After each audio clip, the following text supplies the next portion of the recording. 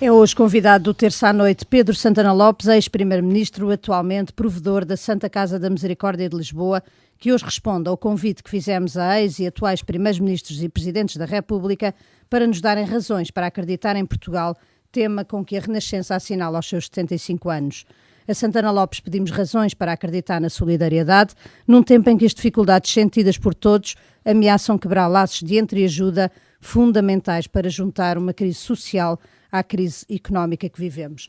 Dr. Pedro Santana Lopes, muito obrigado por ter aceito o nosso convite. Muito obrigado e parabéns pelos 75 anos já. Obrigado. Eu começava por lhe perguntar do posto de observação particular que tem neste momento, que é a Santa Casa da Misericórdia de Lisboa, a maior do país.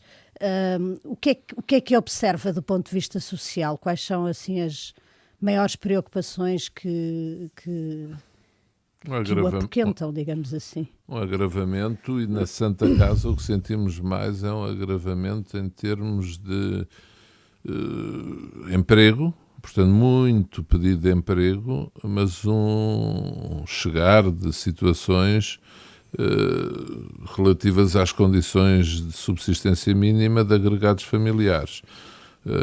E depois também os das pessoas de mais idade, a situação das pessoas de mais idade. E, portanto, com uma degradação das condições de vida, de facto, devido à redução de pensões, ao aumento do custo dos medicamentos, aumento dos preços essenciais de alimentos.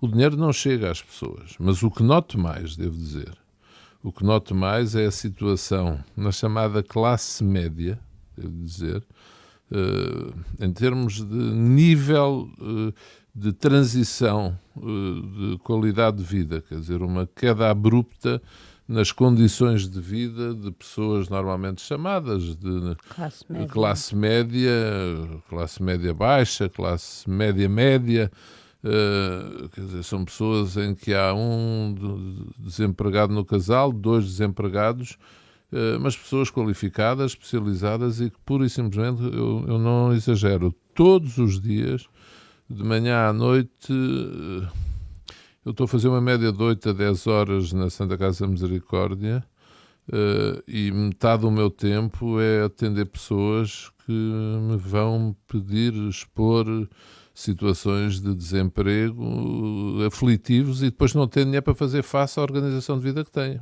Face ao colégio dos filhos, muitas pessoas a tirarem os filhos dos colégios, como ainda hoje vi e li, não terem dinheiro para pagar propinas em universidades e, portanto, pessoas a mudarem completamente o seu estilo de vida, de facto, carros não usarem e, portanto, há, de facto, um empobrecimento generalizado da sociedade portuguesa. Agora, muitas pessoas também, na faixa dos 40 e tal, 50 e tal, já sem subsídio de desemprego e que não têm perspectiva de colocação. E não é nada fácil, quer dizer, porque muitas vezes até são pessoas que aparecem com excelentes currículos, são pessoas que aparecem com níveis com percursos profissionais que apetece agarrá-las, quer dizer, dar-lhes a mão, porque são pessoas que as circunstâncias normais podem ser úteis. Mas, enfim, a Santa Casa também tem, tendo as causas que tem, as obrigações que tem, mas não pode deixar de olhar para níveis de equilíbrio orçamental que não pode perder de vista. E do ponto de vista da questão dos idosos, que é uma questão que muito tem preocupado as pessoas, porque cada vez são mais os idosos que vivem em Lisboa e que vivem sozinhos e que vivem em circunstâncias de muito isolamento, não é? Como infelizmente temos ouvido falar em episódios ocorridos recentemente. Mortes até. Exato. O senhor foi também já presidente da Câmara de Lisboa, agora é provedor da Santa Casa da Misericórdia. O que é possível fazer em Lisboa para tentar alterar um pouco aquilo que são as dificuldades sentidas hoje em dia no tecido social? Olha, para já... Ou seja, Lisboa continua uma cidade muito envelhecida. Sim, cada vez mais envelhecida. E cada vez... Quer dizer, vamos ver, temos de ser otimistas, não podemos só chorar. Eu acredito, a população residente em Lisboa cada vez é mais envelhecida, mas há razões para a população mais jovem encontrar casa em Lisboa. Não é que se esteja a fazer muita reabilitação, mas algumas está a fazer. A Santa Casa vai lançar agora eu fiz reativar várias licenças de reabilitação que estavam paradas desde 2007, por razões distintas, em muitas zonas de Lisboa. E prédios vão ser colocados no mercado de arrendamento e preferencialmente para a população jovem. A Câmara também tem alguns programas e, portanto, há aqui na Baixa, noutros sítios, há razões para a população mais jovem vir. Mas é um facto que Lisboa é uma cidade muito envelhecida. Qual é a primeira missão? É identificar os casos, as situações. A Santa Casa trabalhava fundamentalmente com as chamadas pessoas sinalizadas, que de uma maneira ou de outra eram referenciadas à Santa Casa, ou por elas próprias, que falavam para o call center da Santa Casa, para a linha de apoio, ou então que eram sinalizadas por vizinhos ou por amigos. Os acontecimentos mais recentes provaram que não chega.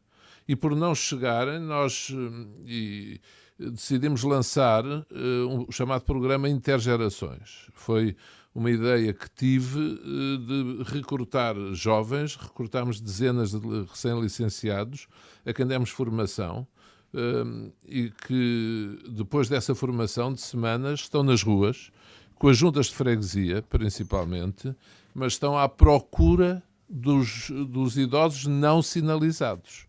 Ou seja, pessoas que estão nas suas casas e nunca foram referenciadas. E, portanto, quando eu disse que queria fazer isto, perguntaram-me mas vamos bater à porta das pessoas mesmo que as pessoas não queiram, porque a tradição, a escola na Santa Casa era esta, quer dizer, não bater à porta sem as pessoas tomarem uma iniciativa. Mas nós vimos agora, com estas mortes recentes, que temos, de facto, de ser mais proativos. E, portanto, fomos mesmo bater à porta com jovens com blusões, com a identificação de Santa Casa, acho que com formação adequada para encontrar os mais variados tipos de situações. Já desde há cerca de 2 meses fizemos cerca de 20 juntas de freguesia, calculamos 20 juntas de freguesia, prédio a prédio, batendo às portas. Sim.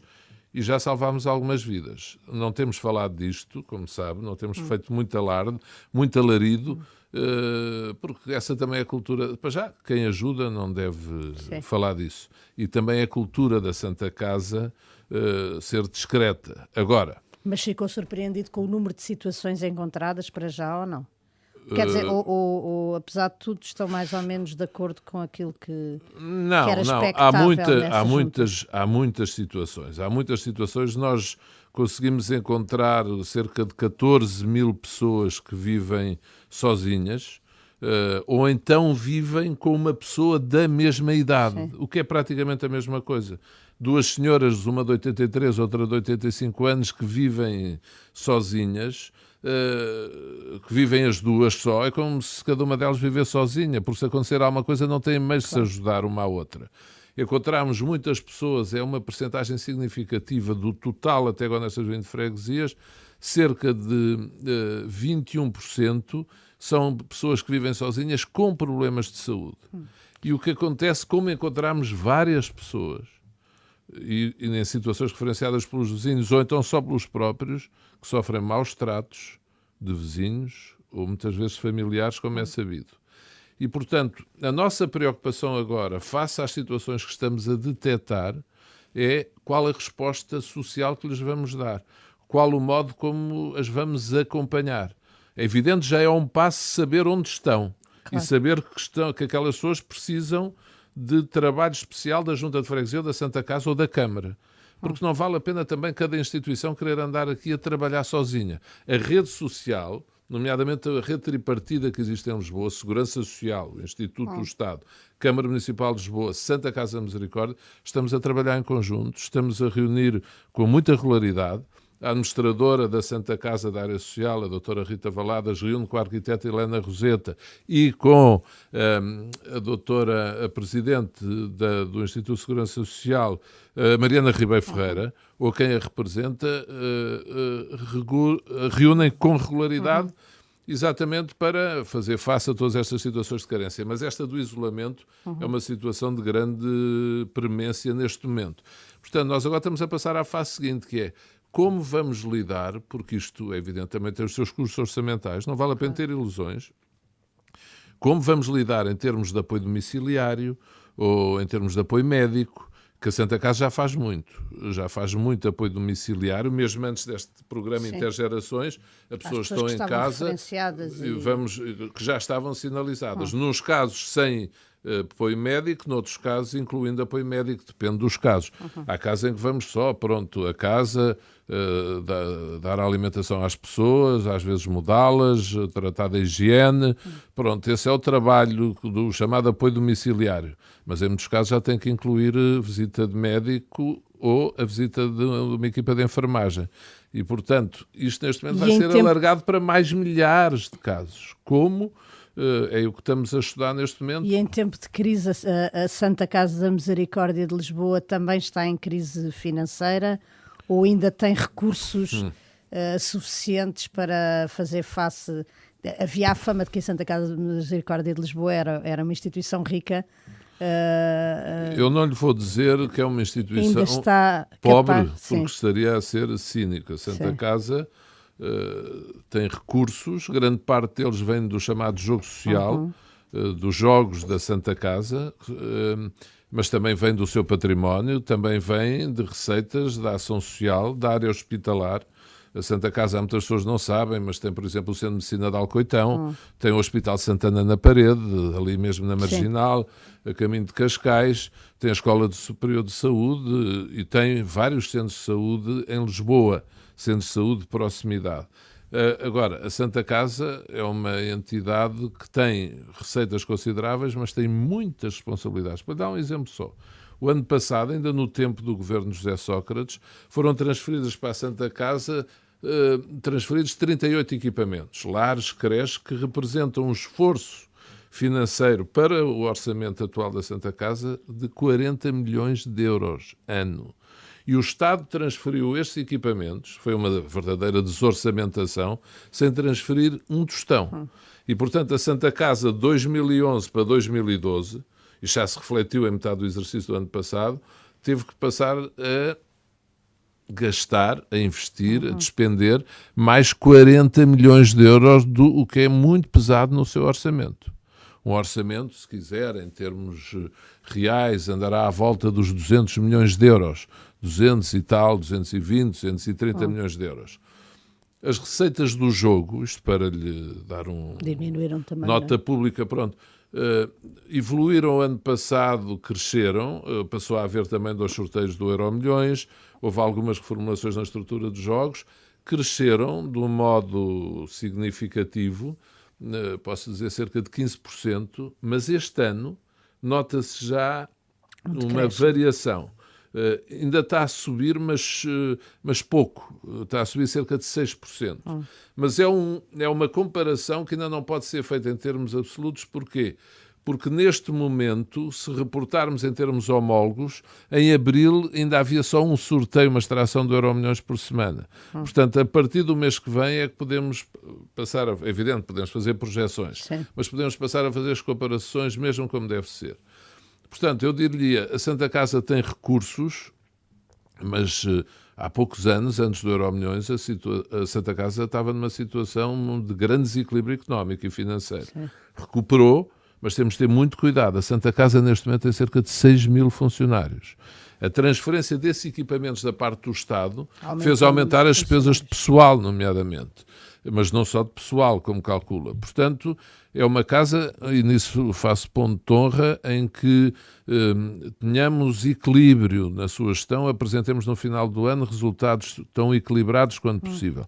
Não existimos para ter lucro, mas também não podemos ter prejuízo porque temos responsabilidades a cumprir. Não temos, para além da concessão que temos dos jogos, não temos um tostão de transferência do Estado. E dos jogos, gostava de deixar isto também claro, 72% das receitas dos jogos são entregues a várias entidades, ao Instituto do Desporto, à Segurança Social, à Cultura, ao Fundo de Fomento Cultural, à Saúde. Portanto, a Santa Casa fica com 28%, não fica... Há pessoas que julgam que ficam com...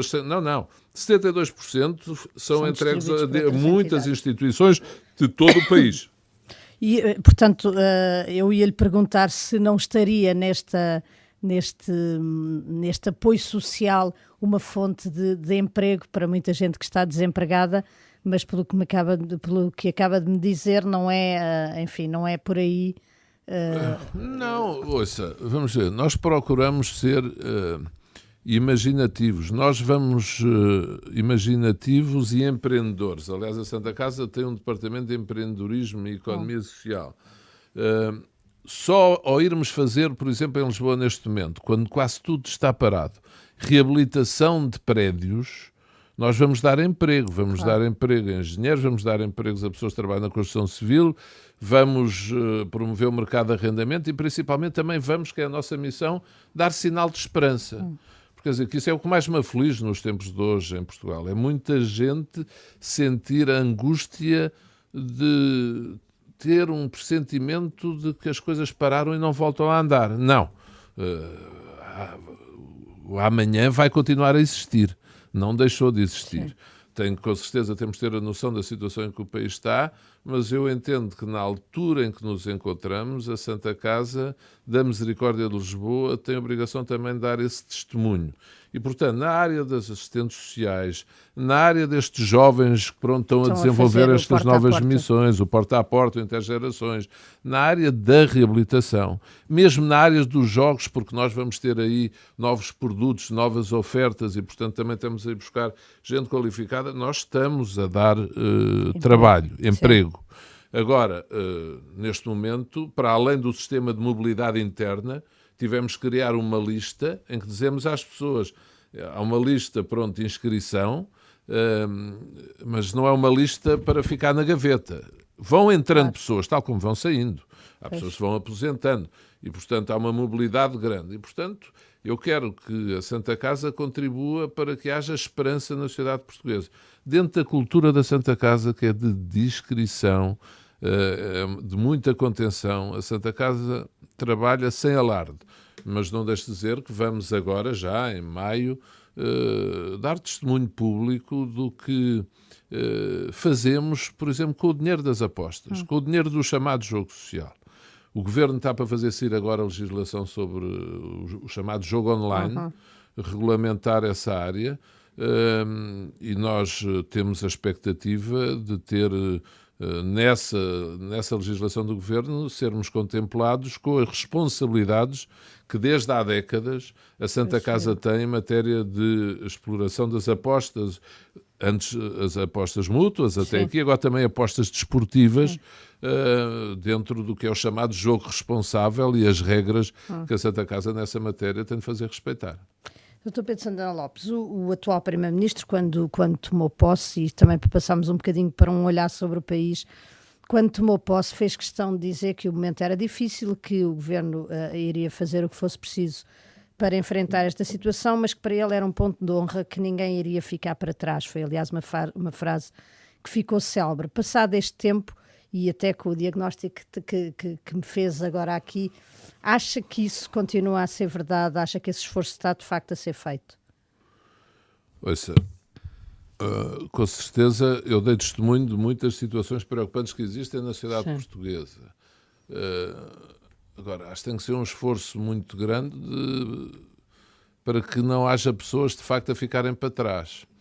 É evidente que se as pessoas saírem do país, as que estão em situações difíceis e encontrarem soluções fora de Portugal, podem não ficar para trás. Agora, aquelas... E acha que há uma solução para não, aquelas que cá ficarem, eu quero que fiquem, por exemplo, eu não gostaria nada de ter que emigrar. Eu, pessoalmente, sou um saudosista inveterado, adoro Portugal, adoro Lisboa, adoro a minha terra. Bem, se tivesse que ser, falo-ia, mas não quero e não desejo isso a ninguém. E não aconselha isso aos seus filhos, por exemplo? Não, quer dizer, há filhos meus, tenho um filho neste momento, está com a hipótese de ir trabalhar para um país fora. Devo dizer que me custa imenso, como a qualquer pai, portanto, aconselhar não aconselho, de certeza. Enfim, também procuro não contrariar muito, sabe como são os filhos, normalmente há a tendência para contrariar os meus pais. Agora não gosto, quero que eles fiquem cá. Parece que para eles, profissionalmente, há mais oportunidades fora de portas do que aqui dentro, neste instante. Sim. Quer dizer, isso seja, há. Apesar das saudades... Portugal, em termos de desemprego jovem, é um caso complicado neste momento. E de oportunidades que dá às pessoas, independentemente do desemprego. Com certeza que é, e, portanto, vamos lá ver. Nós olhamos, por exemplo, ao programa Erasmus, tenho outro filho Sim. meu, um dos mais novos, um dos gêmeos, que vai agora para um programa Erasmus, é um excelente, é bom aluno em Direito e se calhar vai para o semestre Erasmus até noutro continente. Pronto, isso são oportunidades que os jovens de hoje têm que nós não tínhamos nestes termos quando estudámos. Isso é bom. Agora, oportunidades de emprego, de organizar a vida, o chamado constituir família, cá não está fácil.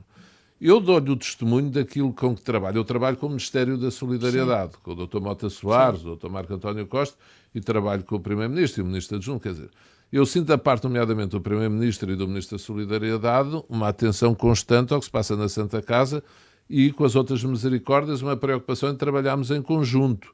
Agora, que as medidas são muito duras e causam e podem fazer com que algumas pessoas fiquem para trás, para utilizar a sua expressão, Exato, citando o Primeiro-Ministro, sem dúvida nenhuma, e que todos nós ansiamos. Eu estou convencido que na próxima avaliação da Troika, em junho, vai ser decisivo. Eu tenho dito às pessoas com quem trabalho, à minha família, aos meus amigos, acho que estes meses até junho vão ser os mais duros, com toda a franqueza. Estou convencido disso. É evidente que estamos um bocadinho dependentes do que se vai passar em Espanha, digamos assim, em toda a Europa. Mas, agora, para citar estamos à espera das eleições francesas, sim, do resultado. final. Para citar um governador, julgo, do Banco Austríaco, e outro dia estamos num interlúdio até à tempestade perfeita. Eu não sou assim tão pessimista, mas, obviamente, que o que se passar em Espanha vai determinar muito aquilo que vai acontecer com Portugal nos próximos tempos. Mas se tudo correr como acredito vai correr, e não estou a ser especialmente otimista, eu acho que os meses mais duros vão ser até junho. Que a partir daí, se a avaliação for positiva,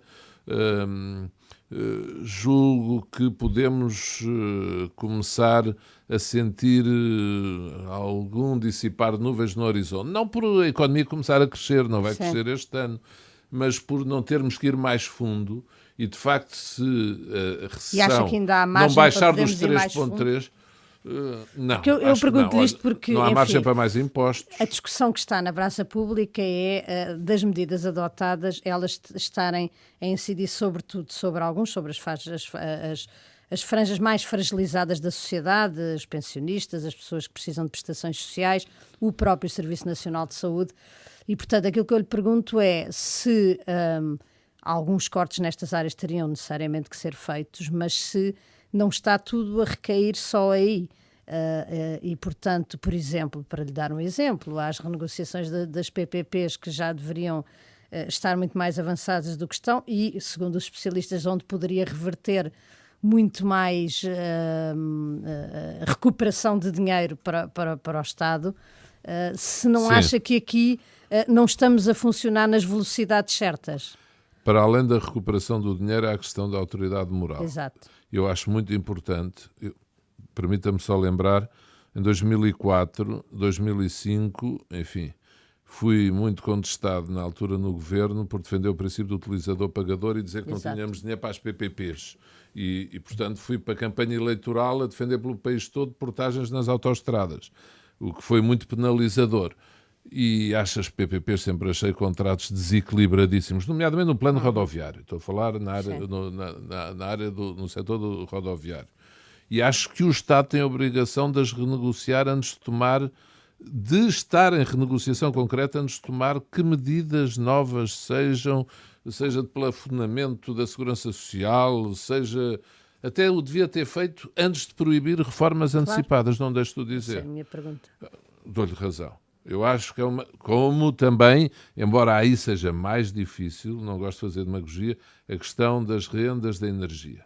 É muito complicado, tendo feito as privatizações que fizemos, fazer a renegociação neste momento. O Primeiro-Ministro já disse que ia fazer, que ia haver alguma mexida aí, mas eu logo que li o memo com a Troika, conhecendo dossiês como conheço, disse num programa de televisão. O que estou mais curioso é para ver como é que este ponto vai ser prosseguido. Ainda não se falava nas privatizações que houve da EDP, já estava no memo também, mas enfim, ainda vinham longe.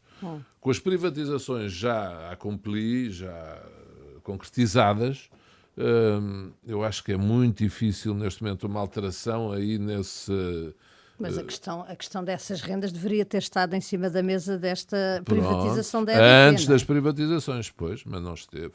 E não tendo estado, e tenho pena que não tenha estado, Não tendo Estado, quer dizer, nós temos que ponderar bem o que fazemos. Só faço esse alerta, porque temos mais privatizações em cima da mesa e o modo como de fora os mercados veem qual é o regime do investimento estrangeiro em Portugal tem que ser muito bem ponderado. Se queremos que as privatizações que aí vêm tenham sucesso, e estas na área energética são muito sensíveis, e portanto toda a campanha feita, a subsidiação às renováveis, tudo, ouça, eu também quero pagar uma tarifa de eletricidade mais barata por mês, e sabemos todos que o que lá vem, grande parte, tem outras razões, não só o nosso consumo real, mas, como disse, fazer já isso, quando acabarmos de privatizar a EDP, privatizar a REN, eu estou só a fazer um alerta, acho que pode ter consequências no nosso relacionamento com investidores estrangeiros. Portanto, deve ser feito, mas com muita capacidade de diálogo com os investidores. Mas a questão é que as pessoas começam a dizer que os sacrifícios não são equilibrados.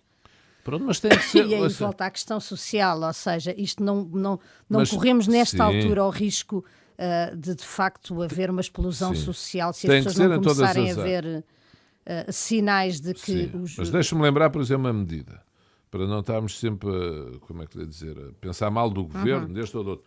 As medidas de atualização dos salários dos gestores públicos, lembrei-me agora, indexando-os ao salário do Primeiro-Ministro, não podendo haver salários superiores. Achei bem.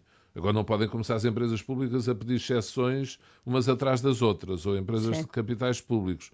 Agora, foi uma medida que considerei muito positiva. Considero, de facto, onde haja capitais do Estado, não podem haver salários exorbitantes como houve. Como sabemos que existiam. Pronto, as empresas são privadas, mas mesmo essas, eu entendo que as empresas já tiveram presença do Estado. A PT, Golden Shares, ou ainda com capital do Estado, ou já sem capital do Estado, estou a falar também na EDP, as grandes empresas que ainda por cima têm situações ou de quase monopólio, ou têm situações muito confortáveis no mercado, mesmo sendo privadas de todo, não deixam de ter responsabilidade social. E, portanto, isso, aliás, faz parte das melhores doutrinas nas quais a organização social se deve assentar. Mas não é uma prática muito corrente em Portugal, ou seja, não, mas eu estamos não aqui a falar de solidariedade, não é uma coisa que se veja muito nas grandes empresas mas é um erro. E nos grandes empresários. Mas é um erro. E às vezes os grandes empresários gostam muito de falar de quem está na vida política. E que muitas vezes falam com razão criticando os responsáveis políticos pelos seus resultados. Mas os grandes empresários e aqueles que estão à frente das empresas, nomeadamente as que têm posições dominantes ou quase dominantes, ou que trabalham em regime quase de oligopólio ou de quase monopólio, ainda mais obrigação têm. Eu acho que todos temos responsabilidade social. Não são só as misericórdias.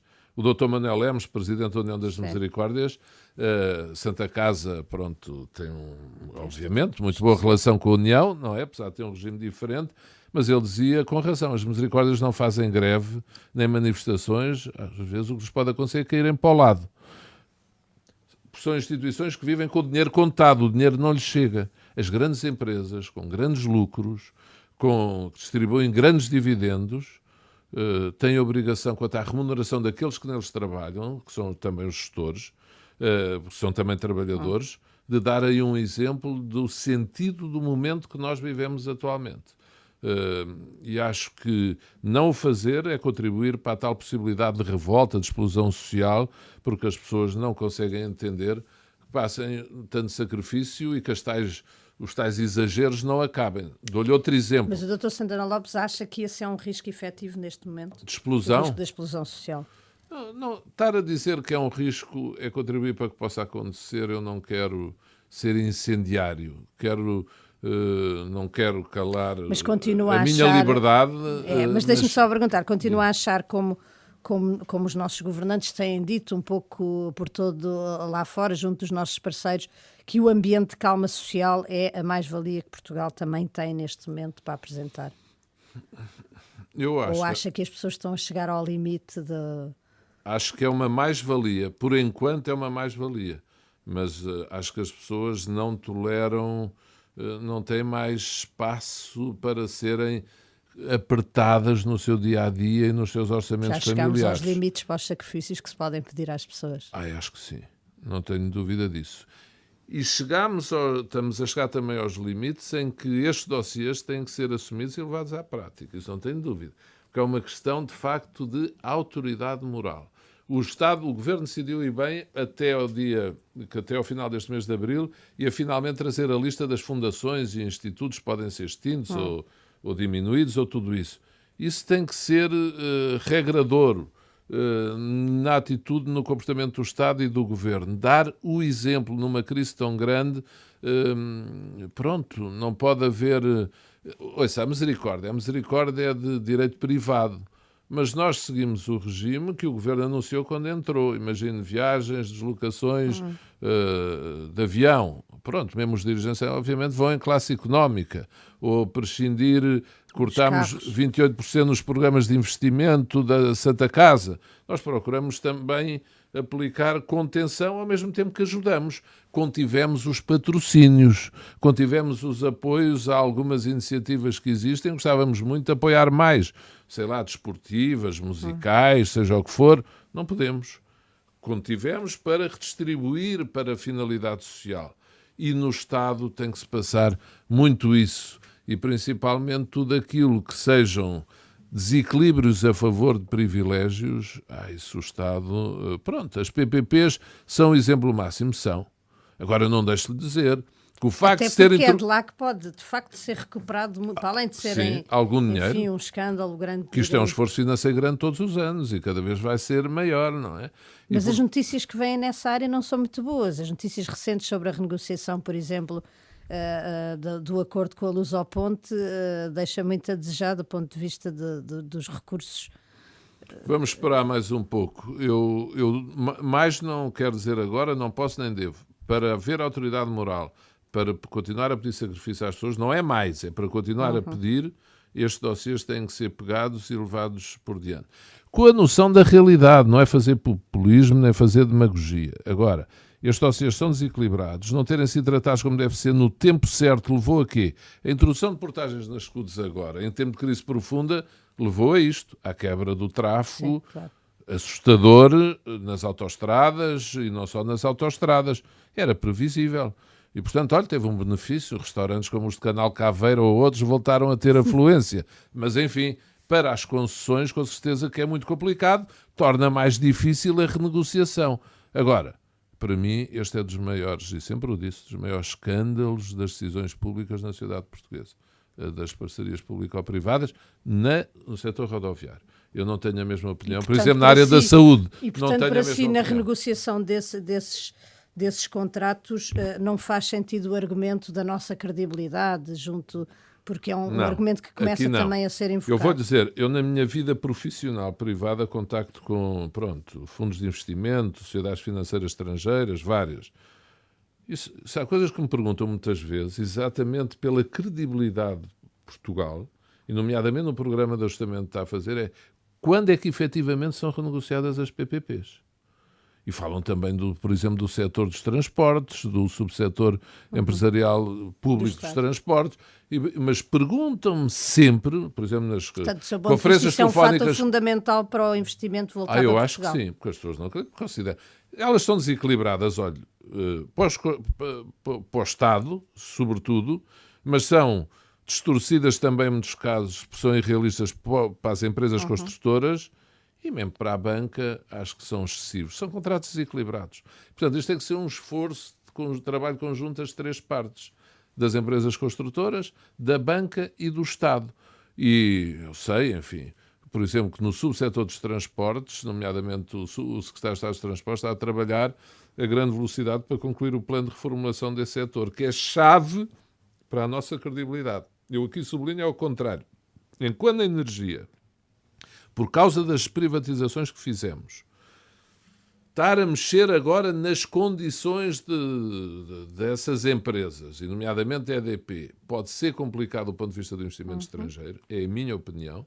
Nas PPPs, a questão põe-se exatamente de modo inverso. Ou seja, enquanto não tratamos do assunto, não temos credibilidade junto aos mercados externos para acreditarem sinceramente que nós estamos a tomar medidas concretas de redução do esforço da despesa pública, das responsabilidades públicas. Depois há uma terceira questão que põem sempre. E como é que crescem? E quando é que a economia cresce? Que e o problema da produtividade, do crescimento da economia, com certeza, que é vexata quaestio, é a questão essencial da economia portuguesa. Agora, a questão das PPPs, para mim, é uma pedra de toque da credibilidade do trabalho que está a ser feito ao nível de reestruturação do nosso programa das finanças de trabalho para os próximos anos, das finanças públicas e no Orçamento de Estado. Dr. Pedro Santana Lopes, estamos na véspera do 25 de Abril, está aí uma grande agitação, porque a Associação 25 de Abril e algumas figuras públicas, como o Dr. Mário Soares, dizem que não vão este ano participar nas celebrações porque acham que a política que temos em cima da mesa é antidemocrática, ou enfim, anti os valores do 25 de Abril. Como é que vê essa tomada de posição dos militares, que têm também sido de alguma forma sacrificados com estas medidas, mas também de um político com a responsabilidade do Dr. Mário Soares? Enfim, eu vou dizer assim, eu acho que o 25 de Abril é uma data em que as pessoas deviam procurar também aquilo que mais as une e não a que as separa. E acho que na Assembleia da República, quem discorda desta política tem a oportunidade de o exprimir, até na sessão solene que lá costuma ocorrer. Os partidos da oposição e em manifestações e onde as pessoas quiserem. Acho que não assinalar uma data que representa a liberdade não é bom. E eu que costumo, e com o passar dos anos, tenho sentido uma crescente simpatia pela maneira de ser e de estar do Dr. Mário Soares em muitas matérias, aqui permite-me discordar. Quanto à Associação 25 de Abril, enfim, está noutro plano, mas aplico-lhe o mesmo raciocínio. Acho que faz mal. Não concordo que não esteja presente, com toda a franqueza. Acho que o 25 de Abril, mesmo que discordemos da política a ser seguida pelo Governo em funções, 25 de Abril é... Pronto. Sempre, como diz o... É isso mesmo. 25 de Abril sempre. E não 25 de Abril às vezes. Acho que não faz sentido. Portanto, não gostei de ver. Mas, enfim, na política as pessoas às vezes concentram-se tudo, está a ver, a si próprias, para marcar as diferenças e as distinções. E acha que esse é já o estatuto do Dr. Soares na política o Dr. Soares o Dr. Mário Soares pode dizer quase tudo e fazer quase tudo. Agora, o Dr. Mário Soares, eu acho que tenho pena que ele não vá. Só posso dizer isso, não quero discordar mais dele. Tenho pena que ele não esteja, porque se há pessoa que simboliza a liberdade, para mim, enfim, todos os grandes líderes e o povo de Portugal tem a ver com a liberdade, mas o Dr. Mário Soares com certeza que sim, muito, como para mim o Dr. Sá Carneiro, de uma maneira muito especial, e outros, mas tem muita pena que ele não vá. Mas paciência, também acho que não é grave. Olha, eu ouvi dizer que vai o Paulo de Carvalho cantar o E Depois do Adeus, não é? Que é a senha do 25 de Abril. Não é que uma pessoa substitua a outra, não tem nada a ver, mas eu acho que, por amor de Deus, o povo português já está tão causticado. Ou talvez seja uma pessoa das pessoas repararem mais, uma moda das pessoas repararem mais na cerimónia, porque as pessoas andam tão aliadas, mas não dou muita importância a isso. Pronto, respeito, mas discordo. O Dr. Santana Lopes, que é fundador, falou agora de Sá Carneiro, é fundador da primeira hora do PSD, não lhe faz confusão ver o seu partido agora a aplicar estas medidas e, no fundo, a retrazer o país para uma situação em que todos pensávamos já ter ultrapassado nestes 30 e tal anos de democracia? Eu vou dizer assim, eu acho que não é responsabilidade do meu partido a situação em que o país está, com franqueza. Acho que é responsabilidade de 6 anos de governação do engenheiro Sócrates e da crise internacional. Eu não gosto de ser faccioso. Não assume aí também as responsabilidades de governos do PSD? Sim, com certeza que sim. Ou acha que isto é um mal dos últimos 6 anos apenas? Não. Ouça, se alguém é e foi sempre adversário do engenheiro Sócrates, acho que posso puxar por esses galões. Mas enquanto ele era primeiro-ministro, e já depois soube e continua a saber falar de qualidades dele. Não o vejo mal só no campo do adversário. Com certeza que quer os governos do professor Cavaco Silva, que governou 10 anos, quer o governo do engenheiro Guterres, quer o governo do Dr. Durão Barroso, e quer dizer o meu, por muito pouco tempo tenha estado em funções, todos somos responsáveis. Mas eu acho que o engenheiro Sócrates, principalmente nos últimos anos, desligou da realidade. E o problema do endividamento agravou-se bastante. Por causa disso. Acho que sim. E esses são os dois grandes problemas. A produtividade, a competitividade, num lado, e no outro, do endividamento. O que está a fazer este governo, uma coisa é se acreditamos na receita europeia. Esta é a receita europeia. É austeridade, austeridade, austeridade. Ouvimos o teu Ministro das Finanças dizer em Washington: Portugal é um exemplo para aqueles que acreditam nos benefícios das políticas expansionistas. Ou seja, ele acredita nos efeitos benéficos, a tal teoria que o Primeiro-Ministro pôs, da austeridade em situações como esta, austeridade pura e dura, que acho que é a receita. O meu caminho não seria exatamente esse. Eu acho que é sempre preciso temperar um pouco com as perspectivas de crescimento. E o FMI veio dizer isso agora, o diretor do FMI.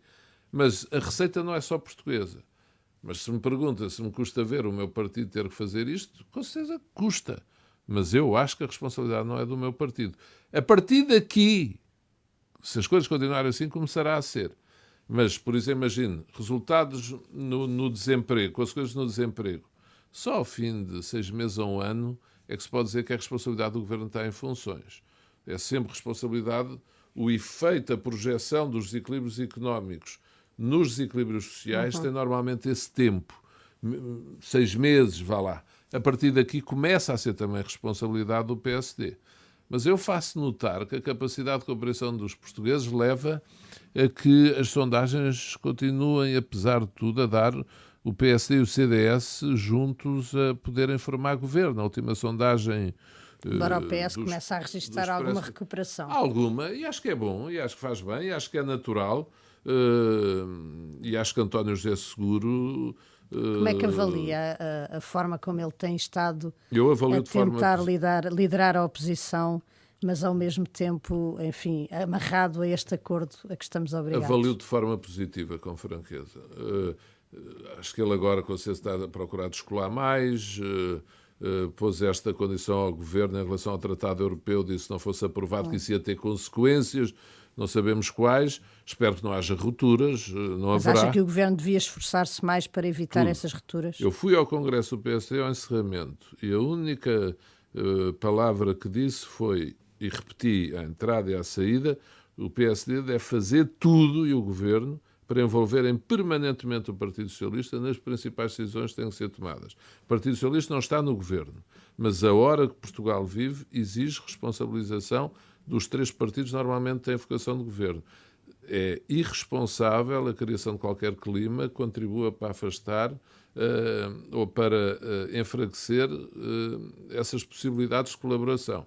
E acho que António José Seguro tem sido um líder da oposição patriota e responsável, é a minha opinião. E acha que o Primeiro-Ministro tem feito jus a essa atitude de António José Seguro? Acho que sim. Acho que tem feito jus e acho que tem procurado falar e conversar, apesar de todas as diferenças. E ainda agora, mesmo ao aceitar que não ficasse na Constituição, regra de ouro, aproximar-se da posição do Partido Socialista, ou aceitar a proposta do Partido Socialista para que se contraísse um financiamento junto do Banco Europeu de Investimentos para apoio às micro, pequenas e médias empresas, e o facto de o ter dito em público que tinha aceito essa proposta do Partido Socialista, julgo que são atitudes, e tanto quanto vou conhecendo melhor o Dr. Pedro Passos Coelho, está na linha do que é a sua maneira de ser. Eu não o conhecia bem, apesar de sermos do mesmo partido, e acho que sim, que ele tem procurado segurar esse clima que é essencial para os tempos que aí vêm em Portugal. E o Dr. Paulo Portas partilha das críticas de que ele tem estado muito ausente daquilo que são os momentos de maior austeridade e os momentos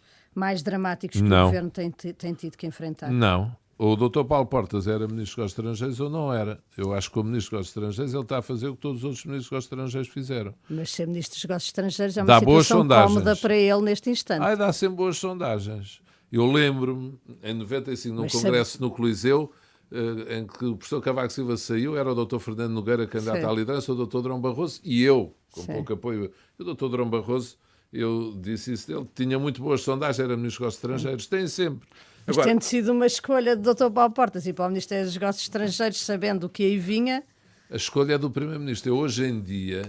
Eu sei que a escolha é do Primeiro-Ministro, mas também sabe como eu que nestas negociações, enfim, essa escolha é condicionada. Era inevitável. Hoje em dia já passou tempo, eu posso dizer, quando formei governo, foi uma hipótese que se pôs. O Dr. Paulo Portas não se teria importado ser Ministro dos Estrangeiros já na altura. E não foi. Pedi-lhe para continuar como Ministro da Defesa. E atendi que era a melhor opção. E pronto, Ministro da Defesa foi. Agora eu estranho, não é estranhar, é mau sentido. Estou a dizer, eu tive numa fábrica em que houve investimento estrangeiro aqui na margem sul e viu a discursar. Eu acho que às vezes o que é estranho é ver um Ministro dos Estrangeiros aí, mas não critica, mas acho não acha bem. que ele devia dar mais a cara pelas políticas que o Governo está... Não, ele que faça o seu trabalho e que faça tudo juntamente com o Primeiro-Ministro para trazer investimento estrangeiro em Portugal.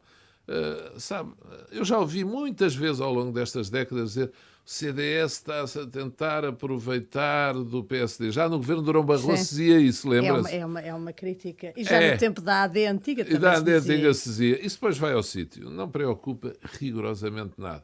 Espera que ele seja um bom Ministro dos Estrangeiros e já que lutou tanto para ficar com responsabilidades também no investimento estrangeiro, na ICEP, que eu estou de acordo e defendo, que tenha resultados.